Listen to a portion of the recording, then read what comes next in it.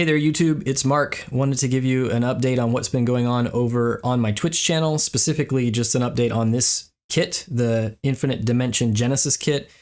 We've been building it over on Twitch over the past, I don't know, month or so at this point. And before I take it apart and get ready to do detailing and other work on it, I wanted to give you guys a look at sort of the snap-built, finished product here. It's a pretty good kit overall. I'll give you some of my thoughts as we go along here as well. And I have some B-roll video to show you of some spins on my turntable of this kit in its mobile suit form like we see it now, and also in its flight form. But yeah, the build was good. Everything fits together really well. It's generally fairly stiff, although some of the joints, especially after I transformed it into flight mode and now have transformed it back, some of the joints are a little bit loose. I don't have any worries about that because I know that with a layer of paint on here, it's going to be probably tightened back up and just be just fine again. The kit itself, I really like the look of it. I like the angular, proportions and the look of all the armor and the little details and everything that are all over this kit. Lots of little vent details and fine detail like that. That's going to be fun to pick out with paint. The backpack unit is interesting. It's on the back of the kit really well when it's in this mobile suit form. It's not going to go anywhere, but it does add so much weight that standing this thing up is nearly impossible. Especially now, the waist and the knee joints have, like I said, loosened up a bit since I transformed it and then transformed it back. And so it's definitely back heavy. It's not going to stand up. However, it did come with a really, really good stand. So let me show you that. This display stand is nice and beefy. This arm, unfortunately, doesn't have a lot of articulation. It can't bend forward and back at all. It can slide up and down like this. And then the angle of the end point here can be changed. So you can push this in, and then this comes loose. So that's actually a really cool mechanism because there's no visible lever or anything like that with it. So that way you can set the angle there, but other than that, and the height of it, but other than that, there aren't any changes that you can make with the angle of the display. And then this big flat area here, there's a nameplate that I don't have here on my desk with me right now that can fit in here that either just has the name of the Genesis, or on the flip side, it has basically the box artwork, this thing right here that you see on the instructions. So that's how I'm probably going to display it with this image in there. Yeah, other than that, as I mentioned, the transformation was a little awkward. We did it on Twitch. I hadn't looked at the instructions ahead of time, so I was kind of going in blind. If you've done a Gundam Wing kit transformation or a Zeta Gundam transformation, it's a very similar process and similar design to the way that it works. With all of those kinds of kits.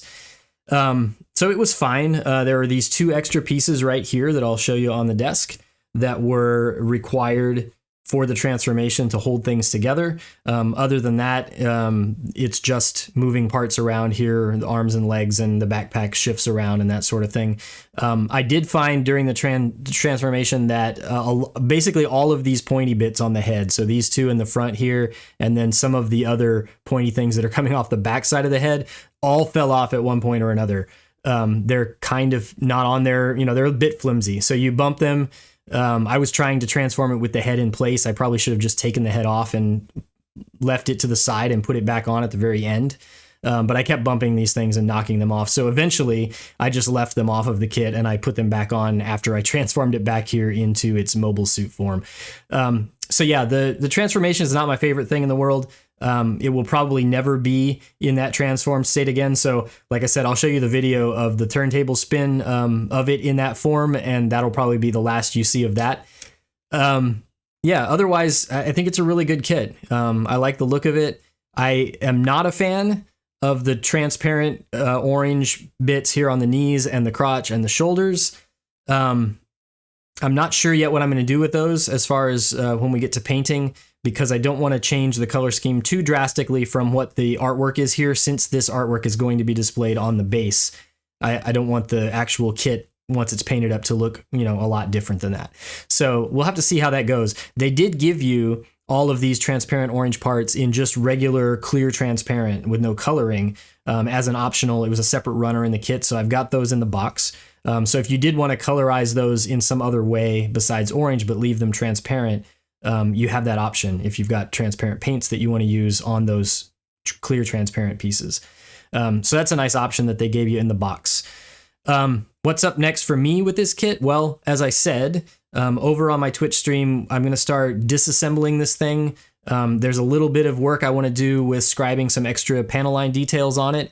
It is very detailed already, and so I don't want to do too much of that, but I have a few ideas that have been kind of simmering in my head as I've been working on it and looking at it as it's built here. And so we're going to work on that, and then obviously, moving on to painting and that sort of thing. So here on YouTube, the next update you guys see will probably be something related to scribing and painting in a few weeks, depending on how that's going and how quickly I can get that process done. Other than that, if you want to see it on Twitch, the ongoing work, I'll put a link in the description down below to the Twitch channel so you can check that out.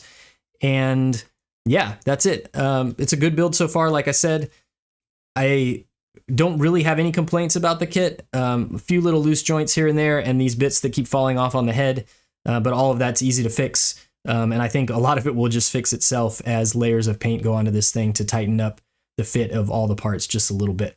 So with that, I'm going to go ahead and get started with getting ready to take this kit apart and continue working on it. I hope you guys have a good day, and I will see you next time.